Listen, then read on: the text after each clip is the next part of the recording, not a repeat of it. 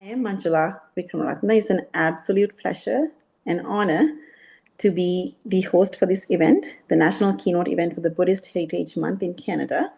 And first of all, I would greatly and respectfully welcome Bhante Joe Atulo. It's an absolute blessing to have you in this program, and we're looking forward to get the blessings of you and to know the insight of this special keynote event. Also, before I forget, the opening gratitude tonight is for the made possible thanks to the Buddhist Embassy and everyone supporting for this national platform to share a Buddhist wisdom and the heritage. A special thank you to Mr. Visitha Leela Ratna, the founder of the Buddhist Embassy, and for your inspiring leadership. He has done an immense work. I got to know him recently, but I just want to let you know we're so thankful for your hard work and how much work you've done for this up to this far. So just want to say thank you to Mr. Visitha. And this is also in a growing YouTube series that, if you know, the Buddhist teachings, the Thousands of Books Canada. We also recognize the ongoing effort toward the parliamentary approval for Canada's Buddhist Heritage Month. So we are walking to the victory for the whole Buddhist community, not only Canada, and across the world too. So the keynote speaker introduction, we are actually honored to welcome our keynote speaker, Bhante Joe Atulo, and the forest monk whose life reflect the mindfulness, simplicity, and the deep meditative discipline. I was just mentioning to Bhante Atulo, we have met before in Toronto, Mahavihara. Bhante Atulo has delivered many meditation practice sessions very actively. I still remember kids love to listen to Bhante, and I'm so glad and so happy to meet you again. This evening, the Bhante will speak on teaching Buddhism in the language of modern world, and with a special focus on a forest monks and technology.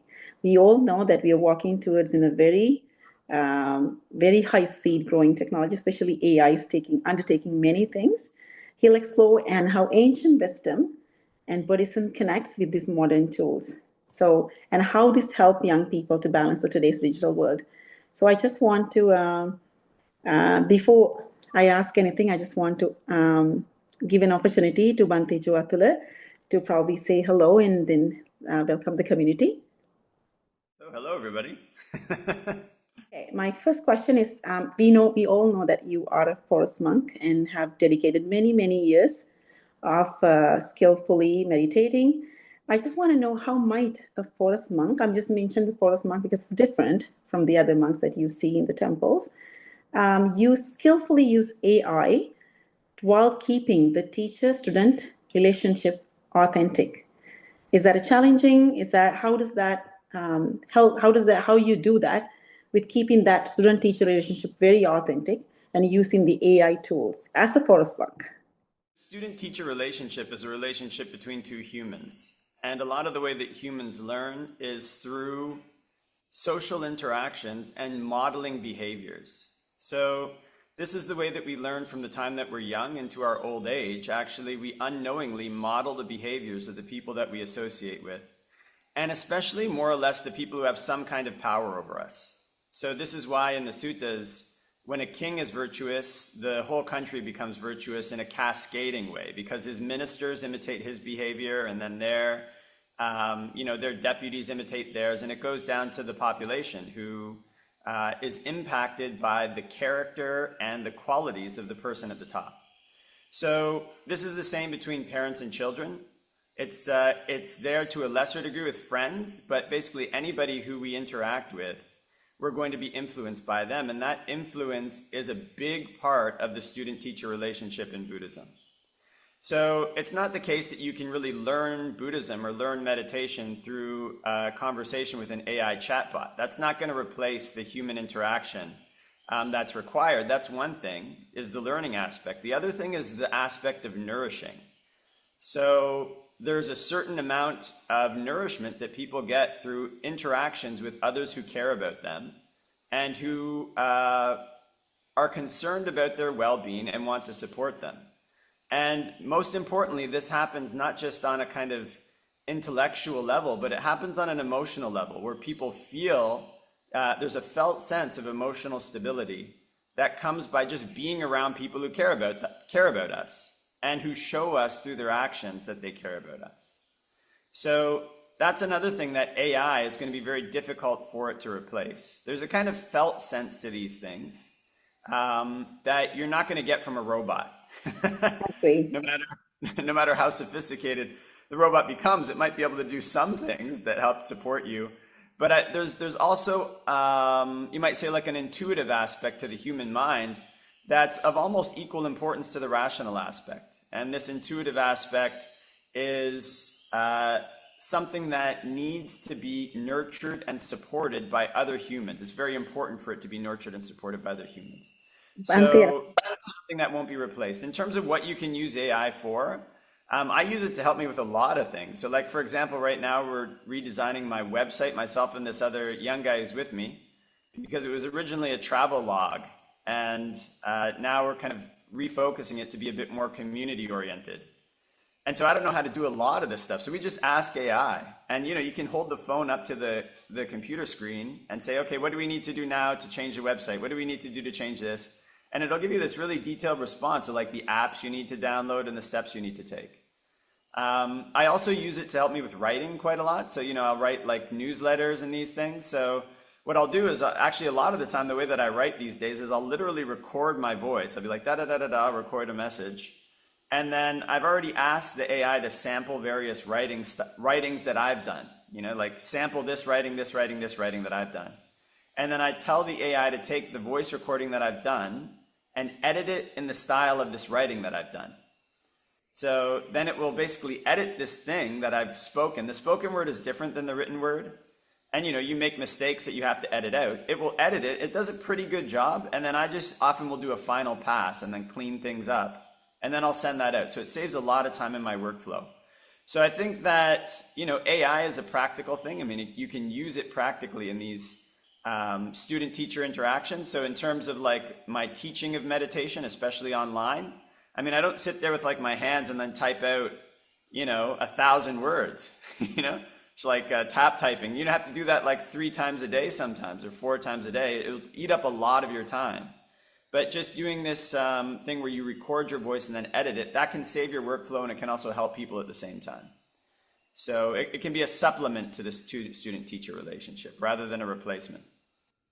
Bhante Atulo remind me of, I'm a teacher, so it reminds me of Vygotsky's theory of nature versus nurture when Bhante was saying that. And also, it cannot never replace the student-teacher relationship. I can ask from AI to create assessment, but it has to be a human relationship teaching. Totally agree with you, Bhante Atulo. Thank you so much for your insight. And I just have another question. I mean, these questions were kind of forwarded to us with the people who work with us and young people, especially young students from universities, and then who closely connected with this Buddhist heritage and Buddhist embassy. So we were thinking these would be the ideal questions to ask. And if anything that, as I said, if I make a mistake, I do apologize again.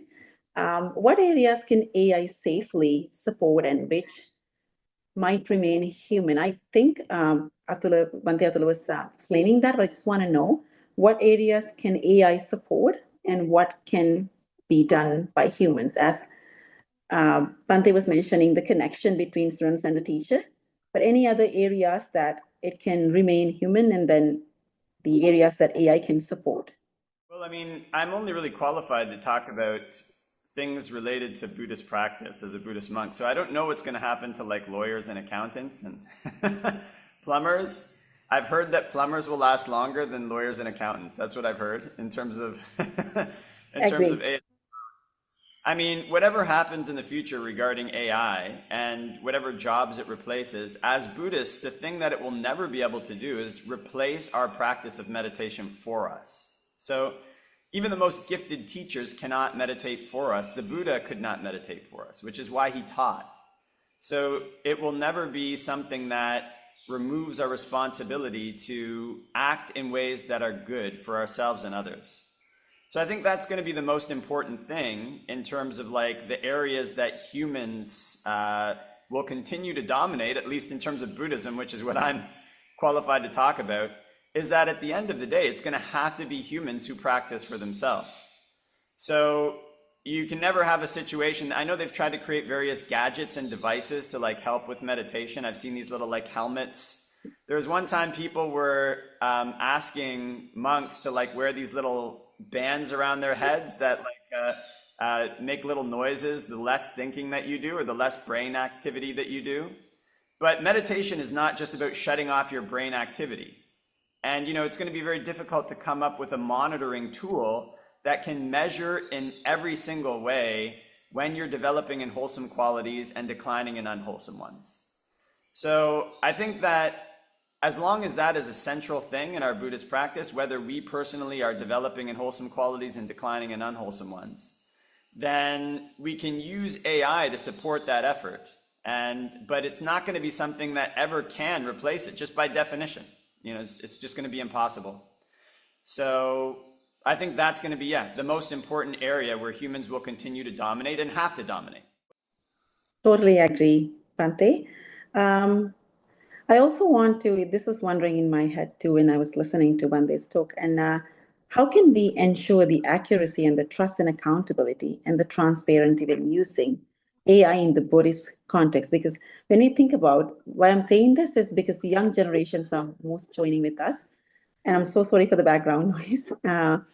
It's just, so when the young people ask us, like, how can we ensure the accuracy? Because when you type something in AI, like people who start trusting it and then will give a different answer. For example, some facts about Buddhism, like they might reach to find the details from AI and it might not be the 100% accurate thing that we get, especially for young people. And then how can we ensure the accuracy and the trust and the accountability will stay in Buddhist, using AI in the Buddhist context? Your idea, Bhante. I mean, you can't totally trust AI. So, one of the things is that people can become very reliant on technology and then lose the aspect of their mind which is critical and which is needed in order to cross-check whether things are accurate. So, if you place all of your faith in technology, then you're going to end up with problems. So, I heard about one story where there was these kids and they were driving on the highway or something, and they got off the highway. They had some map point that they were trying to go to, and the map told them to turn left into a swamp. And they turned off of the road and drove into the swamp. Well, yeah, I think I heard that before. Yeah. You can see the swamp there. And if the technology tells you to turn into the swamp, then don't follow it. Exactly. So, we have our own standards. At the end of the day, we can't abdicate the responsibility for our decision-making process to anybody, to a teacher or to the AI or anybody else. So it's just a basic Buddhist principle that we have to be able to cross-check the things which we're being told against the standards in the suttas and against our own experience to see if they're accurate. And then at the end of the day, if we make a decision, then that's our responsibility. We'll reap the consequences of it, regardless of who recommended us to do it, AI or a human or anything else. Talk a little bit about Buddhism and technology and forest monks and technology in general. So one of the things with religions is that religions are often inherently conservative. So they basically look back to an idealized past. So they're looking back to a time when things were really, really good. And it is a natural thing when you have a religion, because at the time of the founder, that's usually when, the most significant advancements were made in the religion.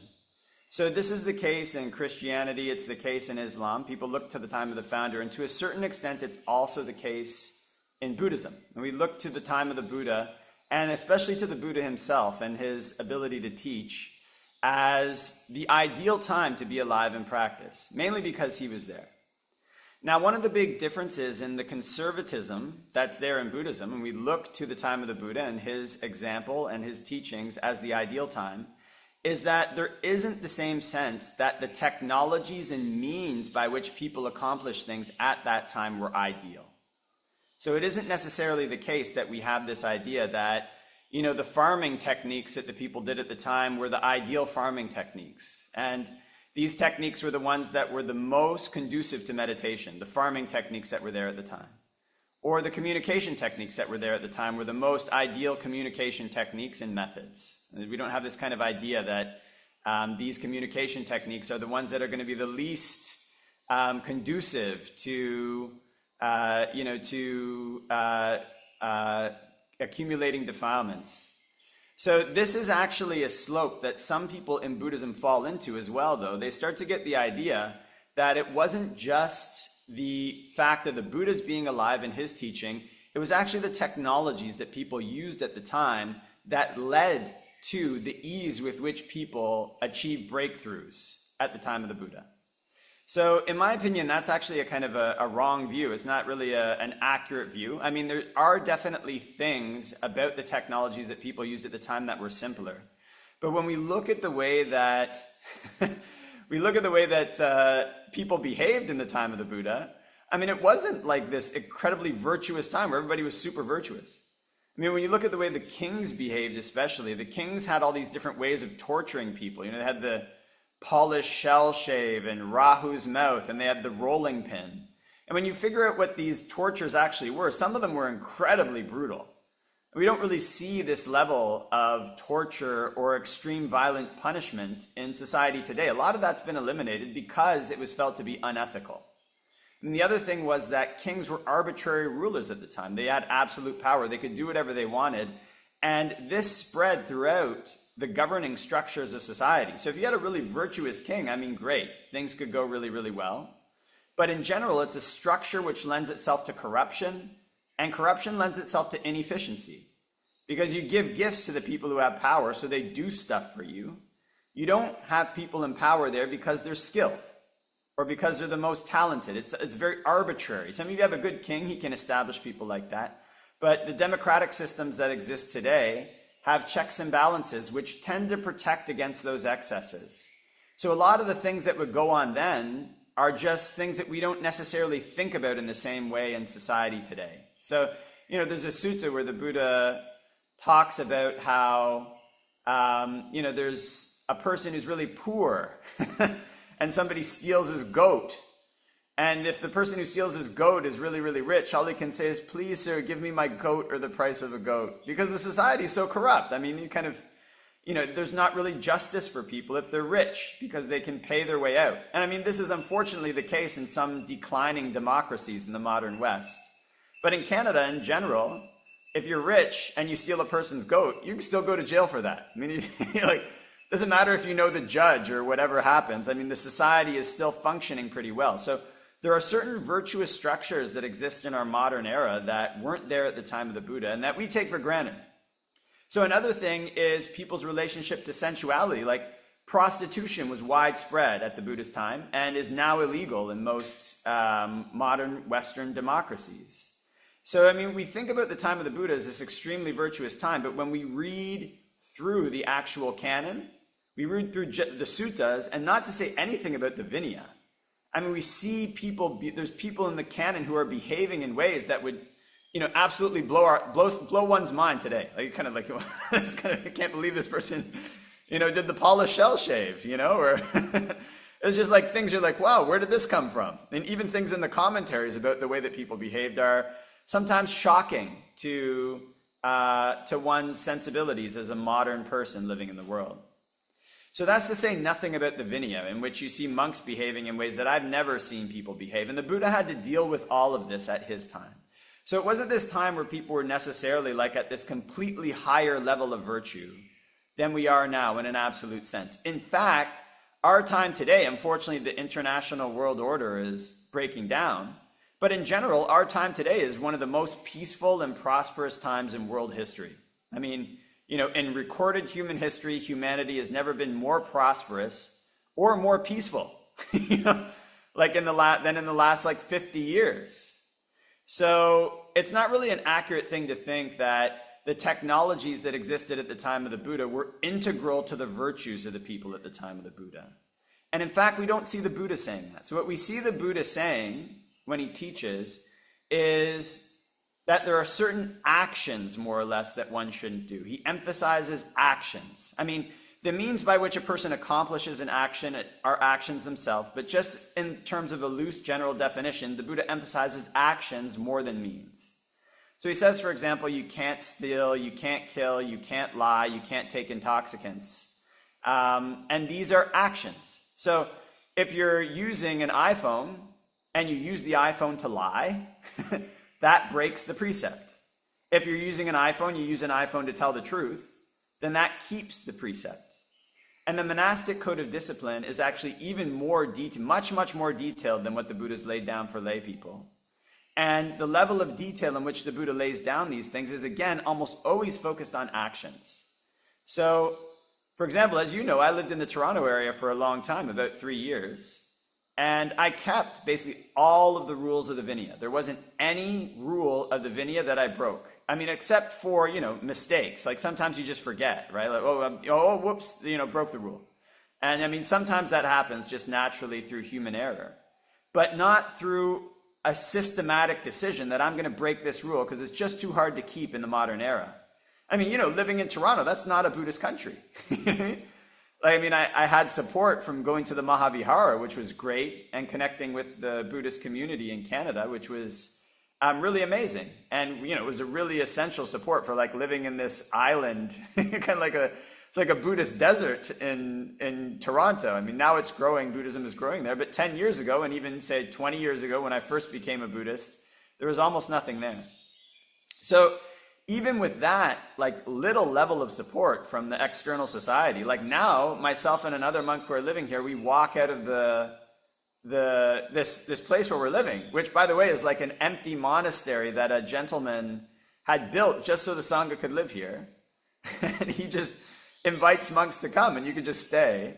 We walk out of this place and we go down the road and people put food in our bowl, and sometimes too much food. Like you just can't eat all the food that people put.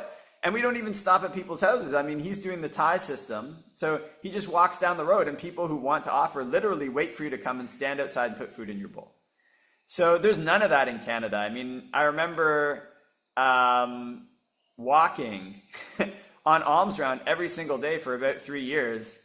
And basically I would get, in that 3 years, I think I got a chocolate bar and like an apple. Like, we're talking like 10 times spontaneous donations from people who were not born Buddhists, from non-Sri Lankans. Eventually, some people from the Sri Lankan community started offering me alms from time to time. So even with that level of support, that lack of support, it was still possible to keep all of the rules in the Vinaya. And what that goes to show is that these rules are not about technology. They're about behaviors that a person undertakes. So, I mean, that's something that is totally clear. So, I mean, I could keep the rules in the Vinaya because it was allowable, say, to use one of those little Presto cards and tap to get on the bus, right? The Buddha has rules about what money, not using money, but what defines money is done in such a way that it's so well balanced that it's possible to use all of these modern forms of convenience without crossing the line into using money, which is like a generally accepted standard of exchange. You can't take your Presto card and like go to the convenience store and be like, I'll trade you, here, let me just tap this Presto card here and I'll get like 3 chocolate bars. It's only for the bus, right?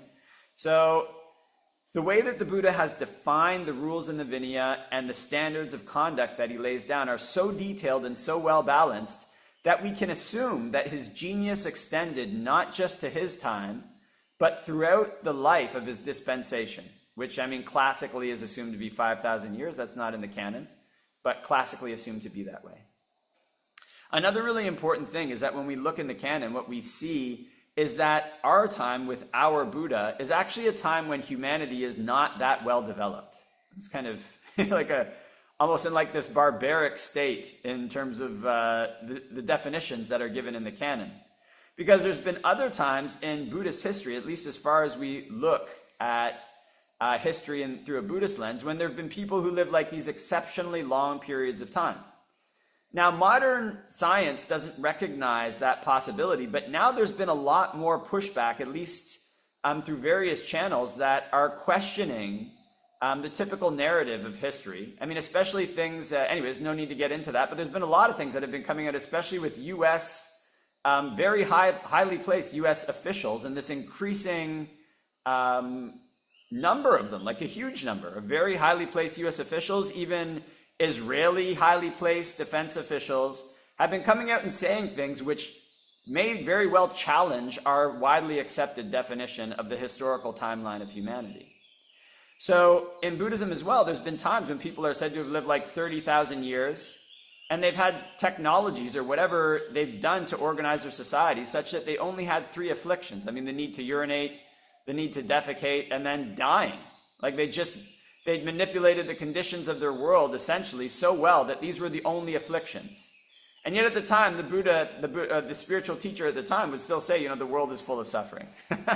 So it's also not the case in Buddhism that we have this historical timeline where everything, starting from the time of the Buddha, was the best and declined in that way. We actually have examples of time periods in which other Buddhas were alive, which are just very briefly stated in the canon, in which not only were the number of disciples more, not only was the length of the dispensation sometimes lasting longer than our length of our dispensation, but human lifespan and human comfort was at a much greater level, such that it's basically almost impossible for us to imagine how that would be possible.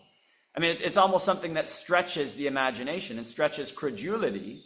I mean, until we start to take into account some of these, unusual things that are coming at a very high level U.S. Officials and other officials around the world. So that's another thing. We don't have this kind of backwards looking, like all the technology that we use is bad. But there is an important thing. So in any era in which technology exists, the technologies are not usually created for religious purposes. Now, they're usually created for secular purposes, especially to help people become more efficient at gaining sensual pleasures and keeping sensual pleasures. That's usually the reason why people create these technologies in broad brushstrokes. So, I mean, this was the case at the time of the Buddha. I mean, like the mail system or whatever it is that they use, their systems of education. I mean, sometimes societies have a more religious flavor or more of a religious thrust than they do at other times. But still, the systems, they were created primarily for secular purposes, just out of necessity. So, I mean, in a similar way, the technologies that get created now, they're for a secular purpose. I mean, they're not usually created thinking, how can we become better meditators? Like they're created thinking like, how can we get groceries faster? Like, how can we get, products faster? How can we watch any TV show that we want at any time? Which, by the way, that was a dream of mine when I was like a young man. I remember in grade 2, The Simpsons was out. That was when it first came out. That shows how old I am. I was alive when The Simpsons first started. And I remember watching it as a little kid. I was like 8 years old, and I loved the show so much. And it would only come on like once a week, like a new episode would air once a week. And you'd be sitting there waiting for this episode. And then sometimes they'd just stop the flow of the episodes and like start at an earlier period. They just start doing reruns. They called them reruns at the time. And I remember just daydreaming, it would be amazing if I could watch any episode of The Simpsons at any time that I wanted. I had this like fantasy as a little kid. So anyways, my generation grew up, and now we're the ones who are in their 40s or 50s or whatever, this kind of general range. We're the ones who are developing these technologies, and now the technology's there. I mean, you can watch The Simpsons any episode at any time that you want. So these technologies are developed with these types of aims in mind. And what that means is that the architecture of these technologies has a slant, and that slant leans towards sensuality by and large. The architecture of the technology slants in that way. So in terms of like forest monks and technology, and in terms of the use of technology by Buddhist practitioners in general, the ones in which we're going to be mostly concerned with are communications technologies. I mean, those are going to be the ones that people talk most about, have most concerns about them having an impact on Buddhist practice, etc. So we're talking here especially about like social media technologies and like YouTube, these kind of things in which people will actually consume Dhamma content and connect in order to absorb Dhamma content. So it's important to know the architecture of these things slants toward technology. And then just like we would have to do in any other worldly context, we have to set our own boundaries, knowing what the slant is. I mean, knowing what the dangers are. So the Buddha in his teachings never prevented monks, say, from like going to live in the city. I mean, the city has a lot more temptations and a lot more distractions than the forest does. He made very strong recommendations that we should live in the forest, but he never made a prohibition like you can't go live in the city. What he did instead was set up rules such that when monks do go to the city, that they have boundaries. They have things that they can and can't do, which limit the ability of the things in the city to pull their practice down. So, there's recommendations, for example, that monks keep their gaze 3 feet in front when they're walking on the road, so that they don't look up. Nowadays they put billboards like right at eye level. So you look down, you avoid a lot of that. You see people's feet. One doesn't see the clothing that people are wearing, these clothing that people wear. One doesn't see like the things in shop windows. It just sees like the pavement, which is actually like the least appealing part of the city. It's got like gum and, like spit, kind of like has gutters. It's not always like, it's not like polished, unless you go in the underground path, in which case the floors are marble in the underground tunnels in Toronto. But generally, it's the least appealing part of the city. So the Buddha sets up these regulations such that there's going to be a need to go into the city, especially on alms round. But what he does is he sets up rules and regulations such that we limit the scope of our interaction with it. So these technologies were not around at the time of the Buddha, but the Vinaya which he's laid down for both monks and lay people, if it's followed, will place limits on the uses of these technologies, just through the Vinaya. Just through the rules for monks and lay people. Then on top of that, you have the Dhamma aspect of it. The Buddha has said there's certain things that are conducive and certain things that are not conducive. So here's where Buddhism starts to differ from other religions, in that Buddhism doesn't have this idea that, say, there's going to be a creator who saves you, and so we just have to do whatever we're told. Actually, a huge part of Buddhist practice in any context is going to be wisdom. It's going to be the ability to discern what's appropriate and what's not appropriate, and then make choices based on what's appropriate. So when we have the Pali Canon that the Buddha's laid down, he didn't lay down every single tiny detail of what we should do. Actually, we see even in his meditation instructions, they're given in very broad brushstrokes, like the instructions for Anapanasati are the most detailed instructions. But even those are given in broad brushstrokes, like breathe in and out, calming the body. Breathe in and out, relaxing the body. Just breathe in and out, watching an in-breath. And it says, breathe in and out, experiencing rapture or pleasure. But it doesn't give like really detailed instructions on how to do this. It's because there's many, many different ways which you can achieve this goal. And it's up to the practitioners to use their discernment. And also bodies of practitioners develop their own commentaries on these things they can develop it through their own practices. So to use their discernment to figure out how to do these things. So discernment is always a key element of any successful Buddhist practice. It applies to meditation, and it has to apply to our use of technology in terms of the way that we use it. So if we notice especially that a particular use of technology is leading to a decrease in our wholesome qualities, it's up to us to notice that and then to set appropriate boundaries so that we don't cross the line. So knowing the architecture, we can come up with some of these boundaries on our own. For example, the scrolling aspect of the use of social media, that's modeled on gambling, apparently. So it has this dopamine reward mechanism that's similar to a roulette machine.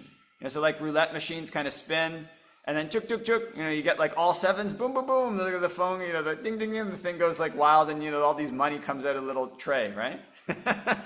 So there's a dopamine reward mechanism that's happening with a roulette machine in which there's anticipation, and then after the anticipation, there's a reward.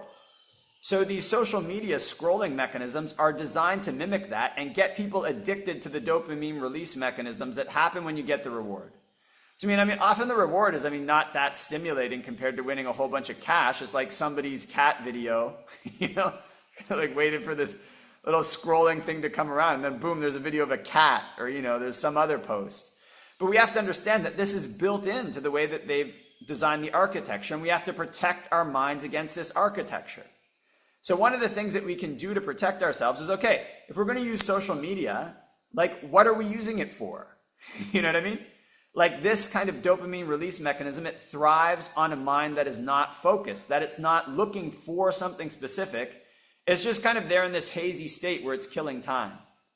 So if we approach social media and we know what we're looking for, like I'm going here to find this particular Dhamma teaching from this particular person, or I'm going there to find this particular piece of information, and we have that in mind, then once we find that particular piece of information, it's like, well, what else are we looking for, right?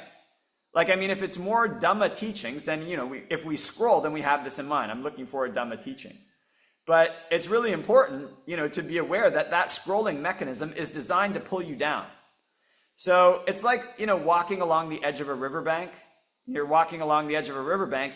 If the slope that slides towards the water is very steep, you've got to be really careful not to step onto the slope because you'll slip and fall into the riverbank. So similarly, these slopes that incline towards sensuality and these social media things can be quite steep. So we have to be careful to stay on the edge of the riverbank and just don't, try not to go on Facebook and just start scrolling. It's the scroll that'll get you. The scroll will get you. It's designed that way. I mean, the technology is there. They could make it so that you scroll and posts come up right away. Like they don't have this little turny wheel. So that's important to know. Another really important support for the use of technology is that it actually can be leveraged in ways that are beneficial. So there's not just the negative aspects that have the potential to pull a person down, which exists at the time of the Buddha. I mean, they've existed in any technology that people have created. People can find ways to turn that to defilement. These technologies also have the potential to be leveraged for very positive uses. So, for example, when I first left the monastery, I left the forest monastery where I trained, I think as you might know, I came to Toronto and I actually got quite sick. I had this kind of very bad stomach ailment, which is why I couldn't leave the Toronto area for a few years. And one of the things that I noticed when I first left the monastery, it had been 7 years, and that 7-year period was the time when smartphone use became widespread, the use of smartphones over the use of what they now call dumb phones.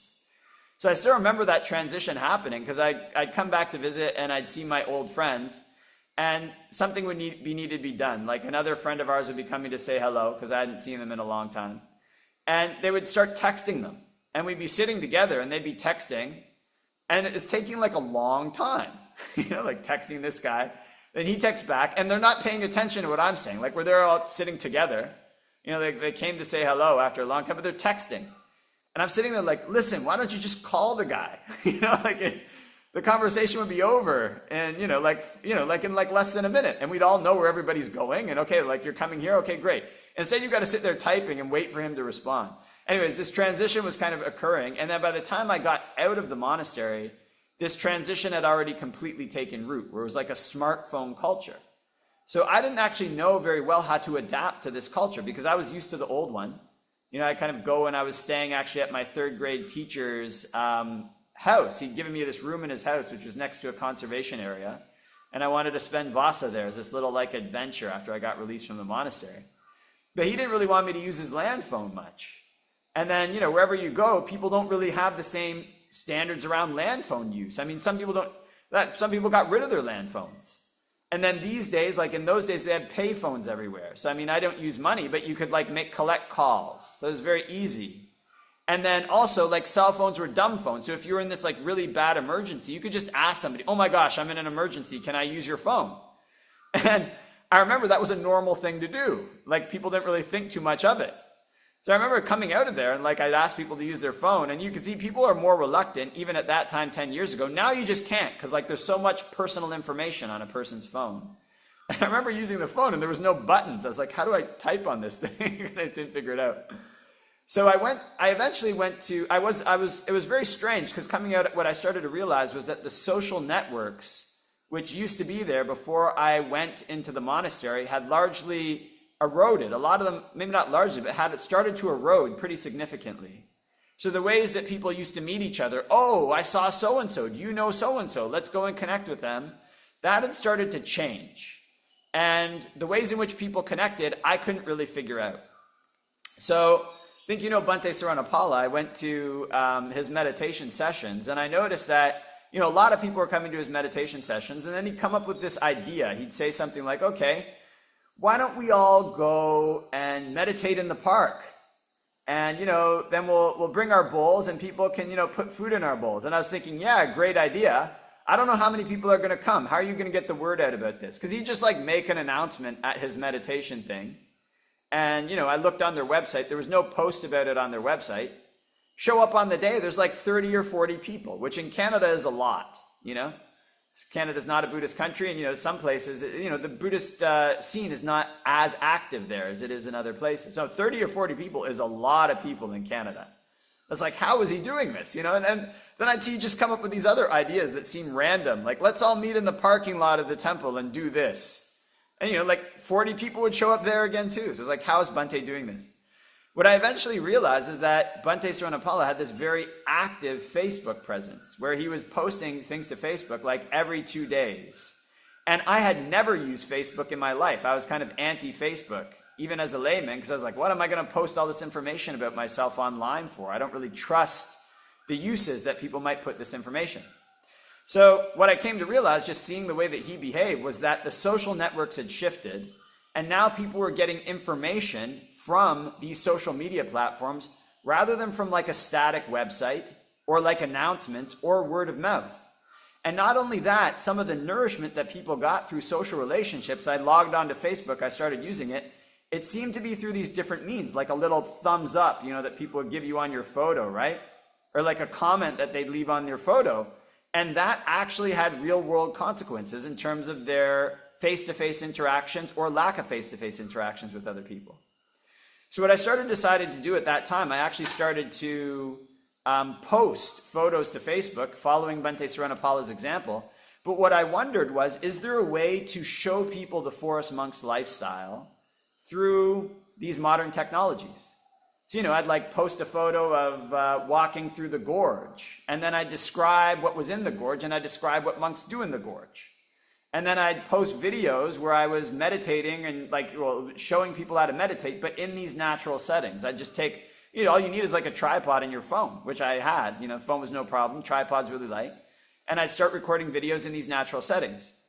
And what I found was that actually this had an impact in terms of people's understanding of what it is that forest monks do and, basically how to get involved with forest monks.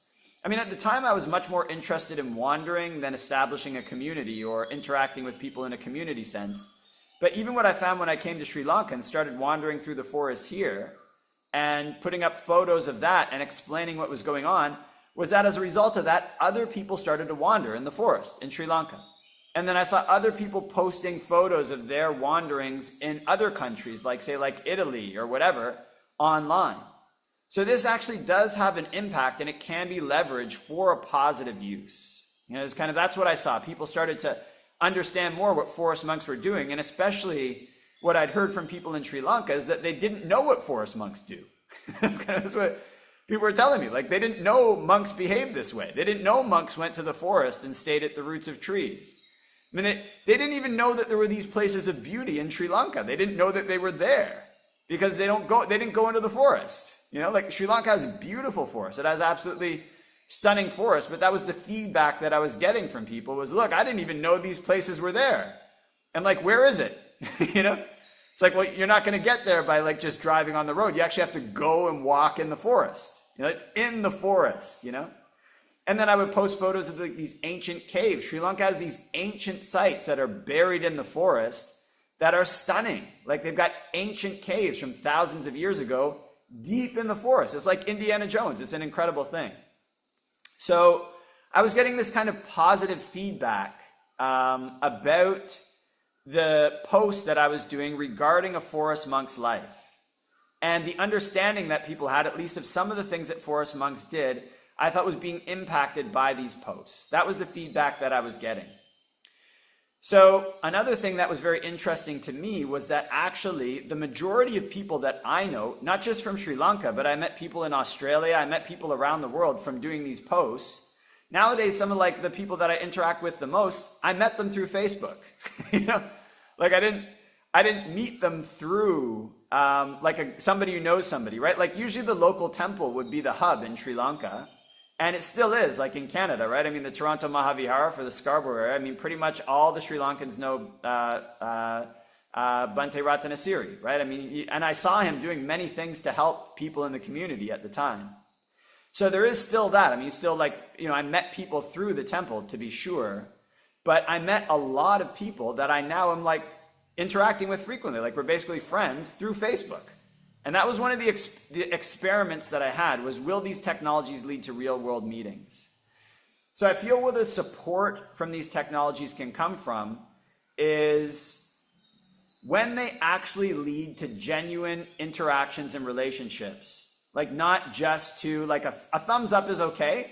That is a form of support. But in terms of leveraging this architecture, there should be a gradation where it leads to genuine interactions and genuine communal support. Because that's what humanity thrives on. I mean, humans are social creatures. So people turn to social media for a felt sense of community and connection. But one of the dangers is that it just stays on the level of like the thumbs up, right? Or like the big smiley face. I mean, you get something from that.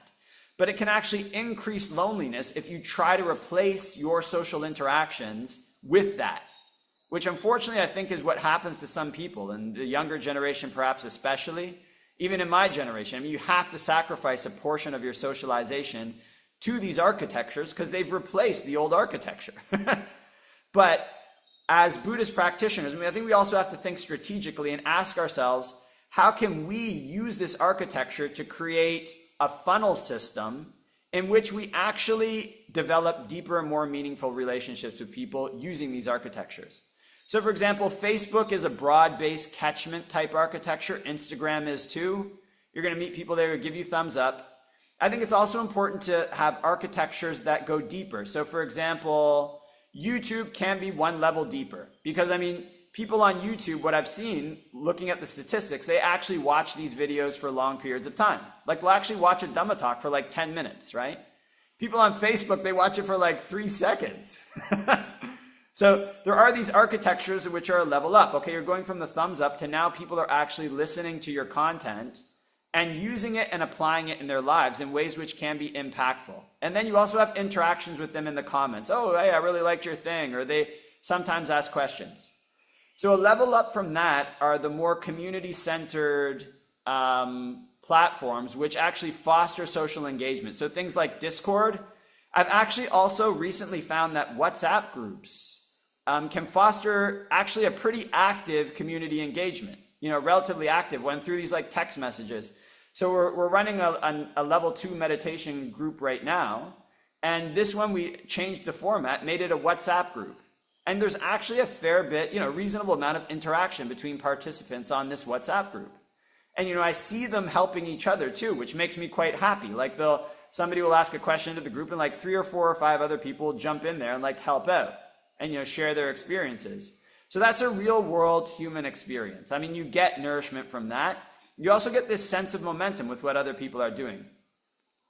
So what I feel is a step up from that, actually even more interaction, is actually something, basically what we're doing now through Zoom. Like, for some reason, I don't know why, Zoom has kind of nailed, and these technologies may evolve in the future, it's kind of nailed this sweet spot where actually just interacting with people, even if it's just this talking head, does give you a better sense of real world social interaction. I think it might have to do with the body language and the facial features because, for example, say like usually on the meditation sessions I have, I ask people to turn their cameras on, like rather than have them off. It has like a certain accountability to it. Like, you've got to get, people have to get like, they've got to be, reasonably well groomed. You know what I mean? Like you have to, they have to, like it requires a certain accountability for many aspects of human life that I think are the things which start to become lacking, it's just that support. You've got to have brushed teeth. You've got to have brushed hair. I mean, people have to be, reasonably well groomed just to interact with people on a social level. That is a support that goes unnoticed in the thumbs up, the like, whatever, but that is powerful. So Zoom seems to be a level up in terms of social interactions. You can get increasing social nourishment from that. I feel where the next level up is if people actually come and meet face to face. So I don't think that these technologies should be a replacement for face-to-face interactions among human beings. And what I've seen is, say, like some groups in Australia or like here in Sri Lanka or wherever it is, okay, let's meet and do a retreat together. Let's do an actual physical meditation session together where we meet and we practice together. And like we see each other face to face. Oh, wow, you're that. Some people I meet after seeing them on Zoom, and I think they're like taller or shorter than they are in real life. You know, you're kind of like, whoa, you're like, you're either like, much taller than I imagined, or sometimes much shorter. I didn't know. So I mean, like there's a different dynamic when you meet people face to face that I feel is even more nourishing. So these technologies, we have to understand their architecture and develop them in our lives in such a way that there's a funnel system that takes a broad catchment. I think this is a reasonable approach. It doesn't just exist in technology, but exists in almost every recruitment process where there's a broad catchment and then there's a filtration system. But throughout the filtration system, as it goes up the filtration system, the level of interaction and engagement increases. You know what I mean? So in that way, we can actually meet people through these broad-based technologies around the globe who share similar values to us, who have similar aspirations to us, and create communities which support those values and which funnel people to increasing levels of engagement and support if they want. You know what I mean? So those are architectures that used to exist in the physical world but that have now deteriorated. And I think if we use them in the digital world, then we can get the same benefits. Because at the end of the day, what the Buddha has taught is basically principles. It's not means of technology. It's the results. It's the actions that we do. And so it's just inevitable that the ways in which people organize the world will change. They have to change. That's recognized in Buddhism. And we have to use our wisdom. We have to use our wisdom in the way that the Buddha has taught us to engage with the world as it changes in the modern sense in such a way that our wholesome qualities increase, our unwholesome qualities diminish, and our minds are purified.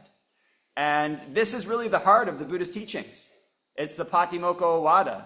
I mean, everything revolves around the development of our qualities for the sake of release. It revolves around the Four Noble Truths. And so it's important to use technology well. And I believe that it can be used well in any era. It has to be used well in any era. The appropriate response is not to try to go back to the technology that they had at the Buddha's time, but to adapt wisely. And in this way, our Dhamma practice can flourish even among the conditions of the modern world. So I think that's pretty much my presentation, kind of leave that for reflection. But yeah, as you mentioned, we probably have time for like one or two questions in addition.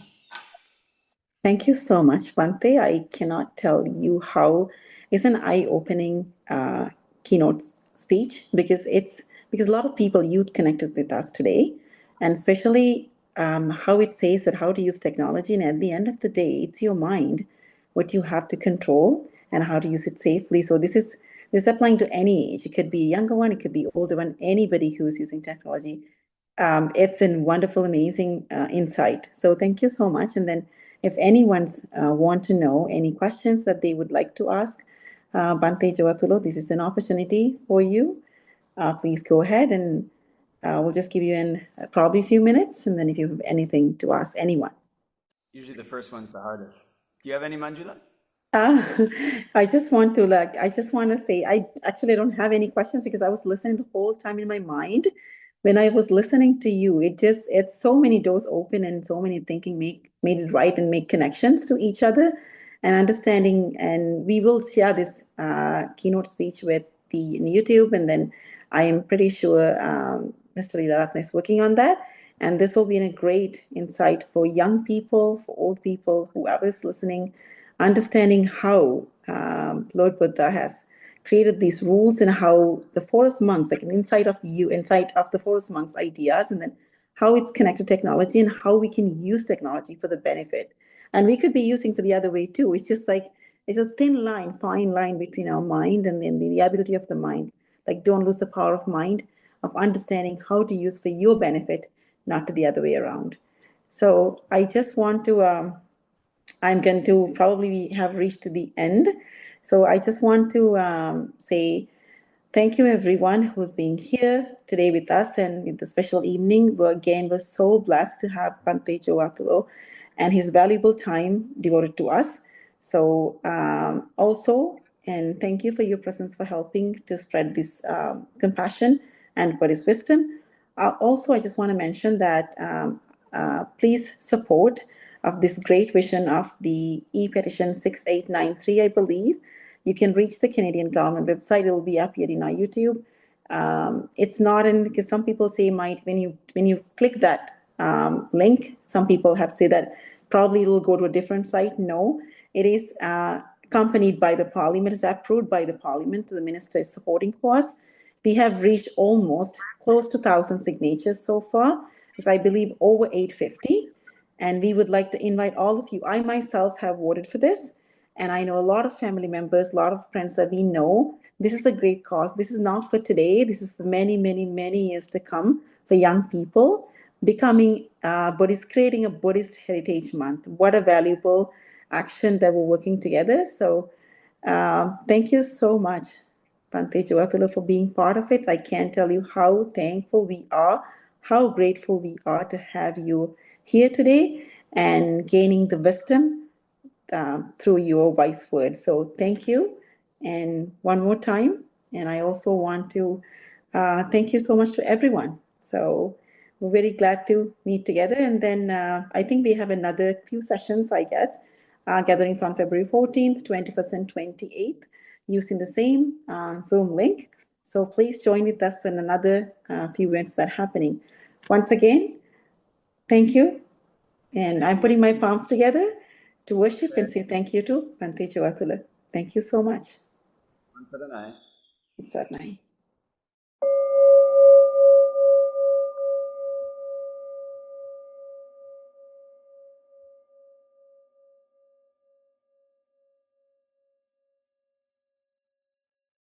Buddhist Heritage Month Initiative by the Buddhist Embassy.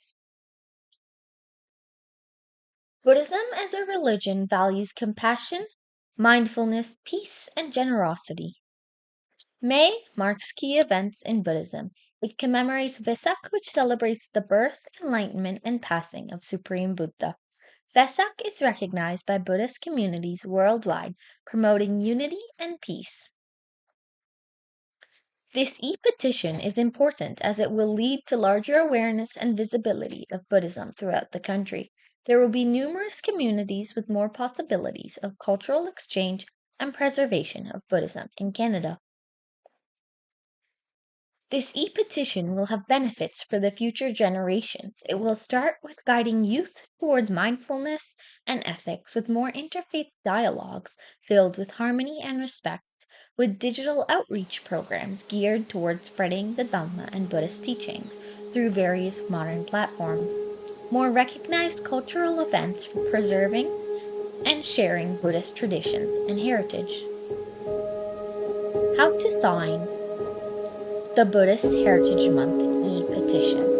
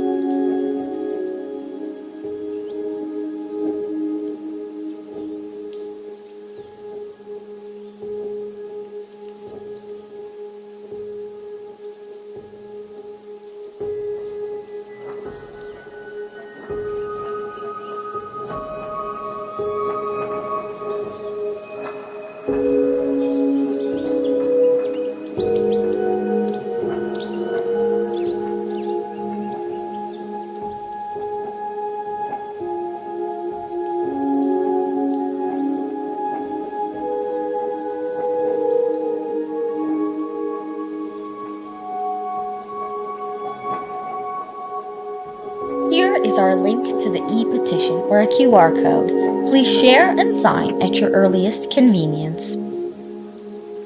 We are currently at 650 signatures, but we have a goal of 10,000 by the end of February. Please do your part to make Buddhist Heritage Month a reality.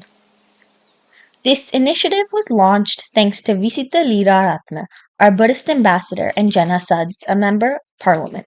This project is backed by the Buddhist Embassy. Thank you.